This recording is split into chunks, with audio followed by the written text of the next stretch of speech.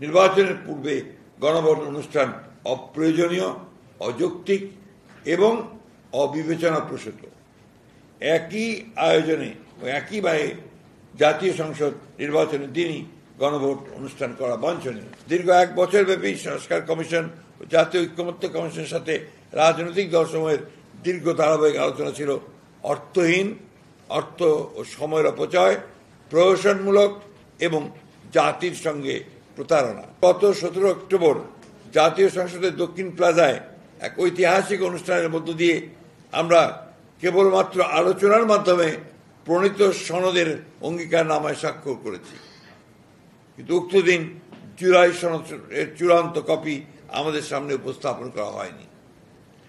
পরবর্তীতে প্রিন্টেড পুস্তক হিসেবে জুলাই জাতীয় সনদের কপি আমরা হাতে পাওয়ার পর আমাদের দৃষ্টিগোচর হয়েছে ঐক্যমত্যের ভিত্তিতে সম্মত কয়েকটি দফা আমাদের অগোচরে পুনরায় সংশোধন করা হয়েছে। যেমন মরহুম শেখ মুজিবুর রহমানের ছবি সরকারি বেসরকারি অফিসে টাঙানো সংক্রান্ত বিধান, অনুচ্ছেদ 4 ক বিলুপ্ত করার বিষয়টি সনদে অন্তর্ভুক্ত করা হয়নি, যদিও প্রায় সকল রাজনৈতিক দল সম্মতিপত্র দিয়েছিলেন। খ সংবিধানের 150(2) অনুচ্ছেদ 5, 6, 7 তফসিল পুরোপুরি বিলুপ্ত করার বিষয়ে ঐকমত্য কমিশনের প্রস্তাব বিষয়ে প্রায় সকল রাজনৈতিক দল সম্মতি প্রকাশ করলেও অগোচরে সেটা চূড়ান্ত সনদে সংশোধনী আনা হয়েছে। জুলাই সনদ 2025-এর বাস্তবায়নের প্রক্রিয়া সম্পর্কে জাতীয় ঐকমত্য কমিশনের 28 অক্টোবর সরকারের কাছে পেশ করা হয়েছে।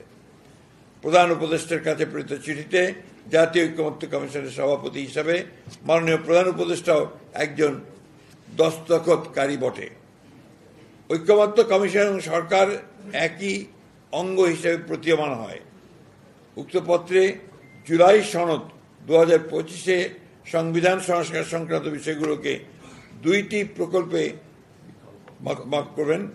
বিকল্প পদ্ধতিতে বাস্তবায়নের এবং আইনগত ভিত্তি প্রদানের জন্য সরকারের কাছে পেশ করা হয়েছে। চিঠিতে বলা হয়েছে, জুলাই জাতীয় সনদ 2025-এ সন্নিবেশিত সংবিধান সংশোধন সংক্রান্ত বিষয়গুলো কার্যকর করার উদ্দেশ্যে সরকার জুলাই সনদ সংবিধান সংস্কার বাস্তবায়ন আদেশ 2025 শিরোনামে একটি আদেশ জারি করবে। এরূপ প্রস্তাবিত আদেশের একটি খসড়া সংযুক্তি 2-এ, সংযুক্তি 3-এ সংযোজিত করা হয়েছে। সরকারের এরকম আদেশ জারি করার এখতিয়ার নাই। সংবিধানের 152 নম্বর অনুচ্ছেদের সংজ্ঞা অনুসারে আদেশ আইনের মর্যাদা প্রাপ্ত, অতএব সেটি জারি করার এখতিয়ার রাষ্ট্রপতি। বিকল্প প্রস্তাব 1-এ সরকার জুলাই সনদ বাস্তবায়নের লক্ষ্যে একটি পূর্ণাঙ্গ খসড়া বিল গণভোটে স্থাপন করা হবে বলে উল্লেখ করা হয়েছে।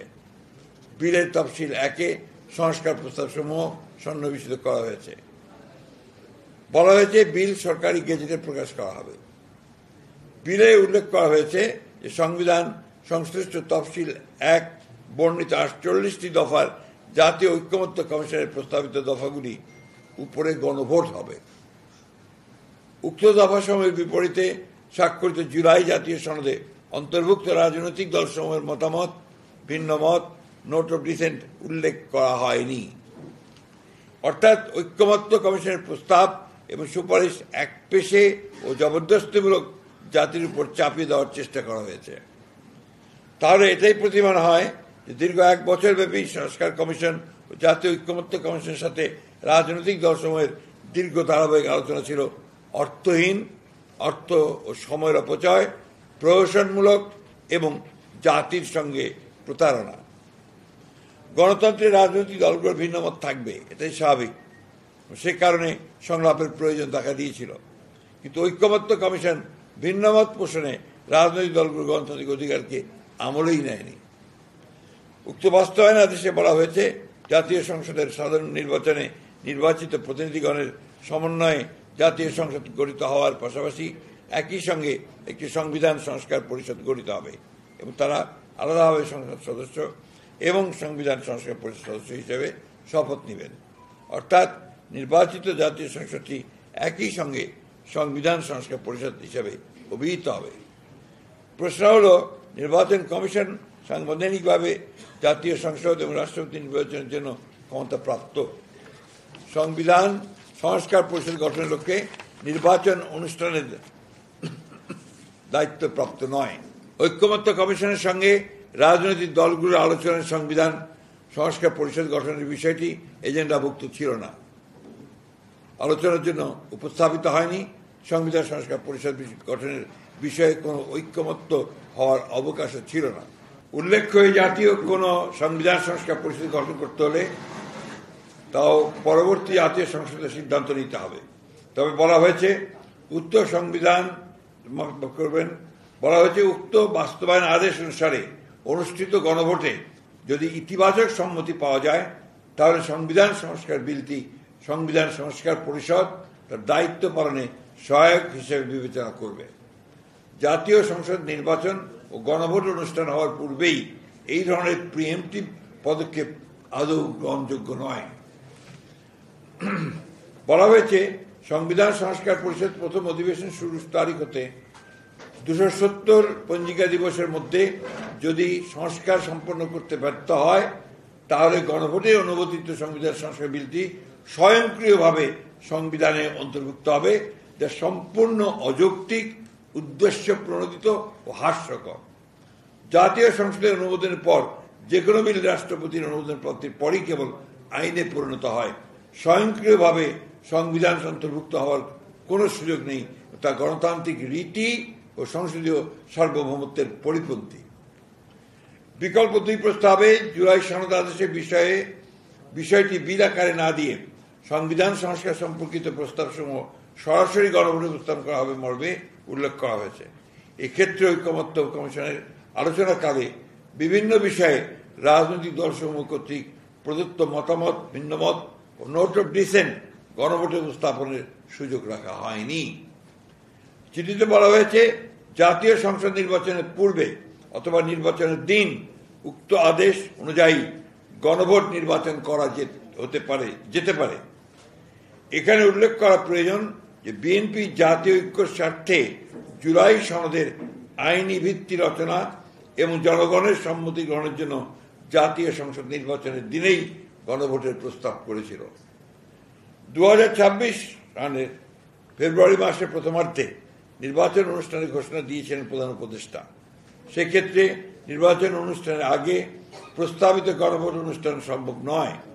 সময় স্বল্পতা, নির্বাচন অনুষ্ঠানের জন্য বিপুল অঙ্কের ব্যয় এবং আইন শৃঙ্খলা বাহিনী সহ ব্যাপক লোকবল নিয়োগ এবং একটি জাতীয় সংসদ নির্বাচন অনুষ্ঠানের মতো বিশাল আয়োজনের বিবেচনায় নির্বাচনের পূর্বে গণভোট অনুষ্ঠান অপ্রয়োজনীয়, অযৌক্তিক এবং অবিবেচনাপ্রসূত। একই আয়োজনে ও একই ব্যয়ে জাতীয় সংসদ নির্বাচনের দিনই গণভোট অনুষ্ঠান করা বাঞ্ছনীয়। জুলাই জাতীয় সনদ 2025 উল্লিখিত যে সকল সিদ্ধান্ত বাস্তবায়ন জন্য আইন বিধিবিধান পরিবর্তন বা সংশোধন করা দরকার, সরকার তা অধ্যাদেশ জারি ও বিধিবিধান সংশোধন করে সংশোধন বাস্তবায়ন করতে পারে। সংযুক্তি 4, যে সকল সিদ্ধান্ত নির্বাহী আদেশে বাস্তবায়নযোগ্য সেগুলো অবিলম্বে সরকার ও সংশ্লিষ্ট কর্তৃপক্ষ বাস্তবায়ন করতে পারে। সংযুক্তি 5, এই প্রস্তাবের সাথে আমরা প্রায় সকল রাজনৈতিক দল ঐকমত্য পোষণ করেছি। এছাড়া জুলাই জাতীয় সনদ বাস্তবায়ন এর আইনি ভিত্তি দেওয়ার জন্য আমরা গণভোটে সম্মত হয়েছি। যে সকল বিষয়ে ভিন্নমত, নোট অফ ডিসেন্ট সহ ঐক্যমত্য হয়েছে তার উল্লেখ না রেখে দীর্ঘ আলোচনায় যেসব প্রসঙ্গ আলোচনা আসেনি তা অন্তর্ভুক্ত করে জাতীয় ঐক্যমত্য কমিশনের অন্য সকল সুপারিশ অগ্রহণযোগ্য বিধায় আমরা একমত হতে পারছি না। আমরা অত্যন্ত দুঃখের সাথে লক্ষ্য করেছি যে এই সকল সুপারিশ কেবল জাতিকে বিভক্ত করবে, ঐক্যের বদলে অনৈক্য সৃষ্টি করবে। মন গড়া যে কোনো সংস্কার প্রস্তাব গ্রহণ করলে জাতির জীবনে দীর্ঘমেয়াদে অকল্যাণ ডেকে নিয়ে আসতে পারে। আমরা আশা করি জাতির প্রত্যাশা পূরণে এবং দীর্ঘ 16 বছরের ফ্যাসিবাদ বিরোধী গণতান্ত্রিক আন্দোলন ও 2024 সাল ছাত্র গণ অভ্যুত্থানের সকল শহীদের রক্তের অঙ্গীকার অনুযায়ী এবং যারা দীর্ঘ এই সংগ্রামে ফ্যাসিবাদী শাসনামলে গুম, খুন, অপহরণ, নির্যাতন, মামলা হামলার শিকার হয়েছেন তাদের প্রত্যাশা অনুযায়ী জাতীয় ঐক্যমতের ভিত্তিতে একটি শক্তিশালী গণতান্ত্রিক রাষ্ট্র পুনর্গঠন করতে পারব। প্রতিষ্ঠিত হবে সাম্য, মানবিক মর্যাদা ও ন্যায় বিচার ভিত্তিক সমাজ ও রাষ্ট্র ব্যবস্থা। সেই লক্ষ্যে জাতীয় ঐক্য বজায় রাখা আমাদের সকলের কাম্য এবং জুলাই গণ অভ্যুত্থান পরবর্তী সময়ে জাতির অভিপ্রায় অনুযায়ী সাংবিধানিক ধারাবাহিকতায় প্রতিষ্ঠিত বর্তমান অন্তর্বর্তীকালীন সরকারের প্রধানতম লক্ষ্য হবে একটি সুষ্ঠু, নিরপেক্ষ ও গ্রহণযোগ্য জাতীয় সংসদ নির্বাচনের মাধ্যমে একটি নির্বাচিত রাজনৈতিক সরকার প্রতিষ্ঠা করা এবং উক্ত জাতীয় সংসদকে প্রকৃত অর্থে জাতীয় জীবনের সকল কর্মকাণ্ডের কেন্দ্রে পরিণত করা। প্রিয় সাংবাদিক বন্ধুগণ, দেশ ও জনগণের কল্যাণে, দেশের জনগণের কল্যাণে গণতন্ত্র পুনঃপ্রতিষ্ঠা, রাষ্ট্র পরিচালনা পদ্ধতি, জাতীয় অর্থনীতি বিকাশ সহ সকল বিষয়ে যুগান্তকারী সব সংস্কার ও উন্নয়ন করেছে বাংলাদেশ জাতীয় দল বিএনপি। শহীদ রাষ্ট্রপতি জিয়াউর রহমানের 19 দফা কর্মসূচি, দেশনেত্রী বেগম খালেদা জিয়ার ভিশন 2030 এবং জনাব তারেক রহমানের 27 দফা যা আন্দোলনের সহযোগিতার মতামতের ভিত্তিতে 31 দফায় পরিণত হয়। এইসব প্রত্যেকটি কর্মসূচি সংস্কারের বিষয়ে বিএনপির আন্তরিকতা ও আগ্রহ প্রমাণ বহন করে। প্রায় গত 1 বছর ধরে আমাদের দল এবং দলের দায়িত্বে প্রাপ্ত প্রতিনিধিগণ অন্তর্বর্তীকালীন সরকারের গঠিত সংস্কার কমিশন এবং ঐক্যমত্য কমিশনের সকল সভা আলোচনায় সক্রিয়ভাবে অংশগ্রহণ করেছে এবং ইতিবাচক ভূমিকা পালন করেছে। ঐক্যমত্য প্রতিষ্ঠার স্বার্থে আমাদের দলের পক্ষ থেকে অনেক বিষয়ই ছাড় দেওয়া হয়েছে। আমরা আন্তরিকভাবেই চলমান সংস্কার প্রক্রিয়ার সাফল্য কামনা করি, কিন্তু একটি দায়িত্বশীল রাজনৈতিক দল হিসেবে দেশ ও জনগণের প্রকৃত কল্যাণ নিশ্চিত করার লক্ষ্যে আমাদের অবস্থান গ্রহণ প্রকাশে আমরা দায়বদ্ধ।